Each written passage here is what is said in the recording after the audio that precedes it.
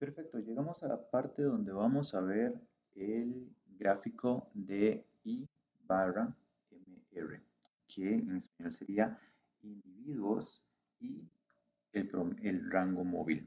¿Por qué individuos?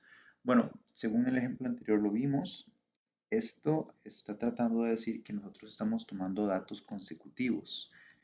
Primero uno, después el otro, luego el siguiente, el uno, el 2, el 3, consecutivamente, como lo podemos ver aquí.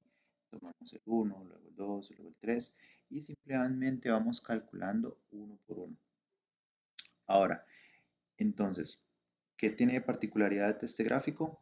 Que es para datos continuos, es decir, van saliendo en la operación y aparte de esto, no está en subgrupos, está solamente por individuo.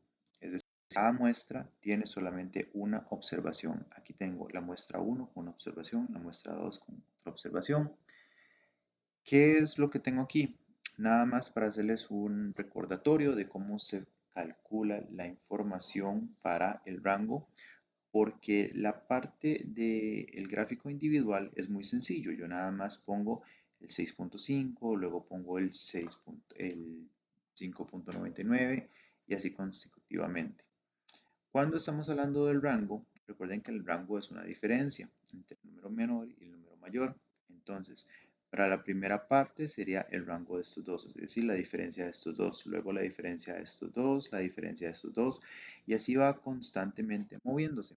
Esa es la idea de utilizar un rango que sea móvil, que constantemente esté cambiando y nos estemos moviendo para ver cómo se está afectando el rango, si estamos hacia arriba, si estamos muy grandes, hacia abajo, muy pequeños, entre otros.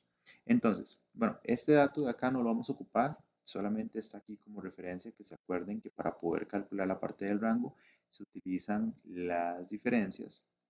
Entonces, bueno, ¿cómo lo vamos a hacer? Nos vamos a Stat, nos vamos a Control Charts. En este caso, vamos a utilizar esta opción que dice Variable Charts for Individuals o gráficos variables por individuos. Y vamos a utilizar el primero, individuo eh, y rango móvil. Ahora, mis variables, aquí yo la tenía seleccionada, pero recuerden, no es el batch ID, porque el batch ID solamente es como el número de identificación, 1, 2, 3, 4, eso no nos interesa en nuestras variables. ¿Qué es lo que cambia? El pH, según el ejemplo anterior que habíamos visto. Entonces nosotros le damos seleccionar. Los demás puntos no los vamos a cambiar. Esta de diferencia no, porque recuerden que eso simplemente lo pusimos como una referencia para que supieran de dónde sacaban los datos. Le damos OK. Pero antes de darle OK, nada más recordarles una cosa. ¿Por qué en este no aparece para poner subgrupos, como para poner el batch ID o para poner la cantidad de datos por subgrupos? Porque este no tiene subgrupos. Porque este está trabajando por individuos. Un individuo, dos individuos. Y ya Minitab sabe eso. Entonces Minitab no va a preguntar por algo que sabe que no es necesario. En este caso simplemente le damos OK. Y igual que en todos los demás resultados, vamos a ver qué nos dice Minitab. Tenemos la información individual y la información por rango. Ahora, nada más, si nosotros empezamos a ver esta parte individual, de nuevo podemos ver como en otros casos que hay un punto por encima del límite. Ahora, ¿quiere decir que específicamente eso está mal? Bueno, aunque ese punto está mal, específicamente, ese punto que tenemos ahí, este de acá, no quiere decir que las cosas estén completamente mal, porque vean que hubo una tendencia hacia arriba e inmediatamente bajó. Entonces habría que averiguar esto, habría que sentarnos, sacar esa información que tomamos y poderla entender para saber si esto es algo del proceso que teníamos que haber arreglado o el proyecto que tuvimos que haber aplicado y que no nos funcionó. Entonces quiere decir que tenemos que hacer algo distinto. O como lo he dicho anteriormente, si utilizamos estos gráficos para encontrar un nuevo proyecto, vemos esta tendencia, entendemos que es una tendencia importante, entendemos que ha sucedido en otras ocasiones y que aunque en esta muestra no está por completo, que puede ser que si aumentamos la muestra, entonces también van a aumentar la cantidad de estos errores. Entonces, en este caso sí es algo importante a tomar en consideración y crear un nuevo proyecto sobre eso.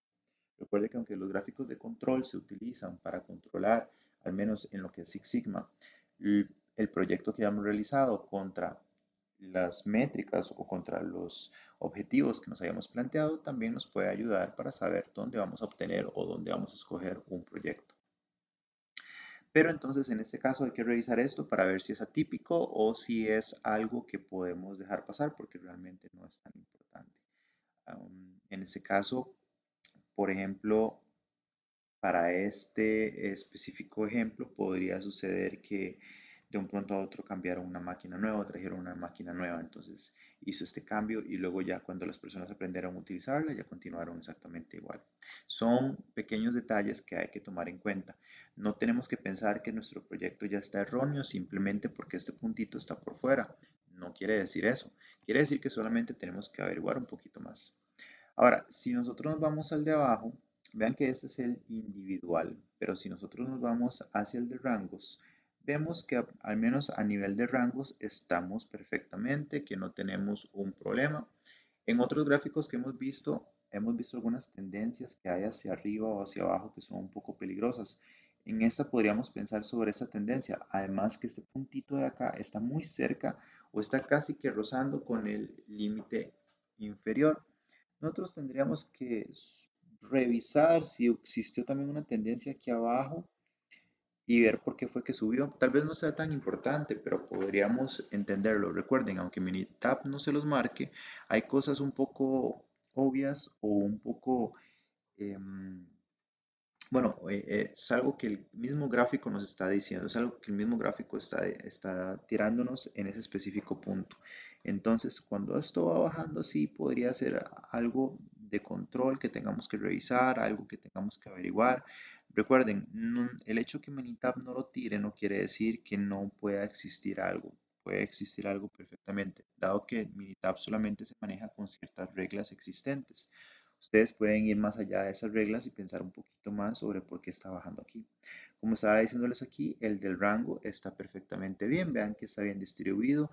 No hay datos que se vayan mucho hacia abajo. Sin embargo, sí hay muchos datitos por debajo del promedio, pero aparentemente todo está bien. Aparentemente no hay ningún problema.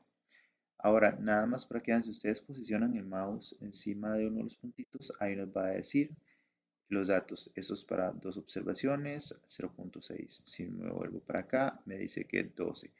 Entonces, esos son los datos que están acá. Eso nada más para que vean que los datos sí están saliendo correctamente, acorde a lo que nosotros hicimos, en caso que ustedes deban de generarlo en Excel. Pero como vemos, este habría que revisarlo. Este me dice que aparentemente todo está bien. Entonces simplemente es como tener un punto de vista ya directamente en el proceso para ver si esto es algo que nos deba preocupar o no. Y tal vez esta parte de acá, esta tendencia hacia abajo, que aunque sube, simplemente ver por qué fue que bajó y asegurarse que no tengamos ningún otro problema.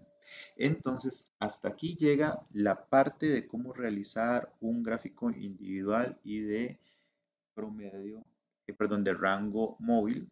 Esta sería la forma en que lo estaríamos trabajando en Minitab.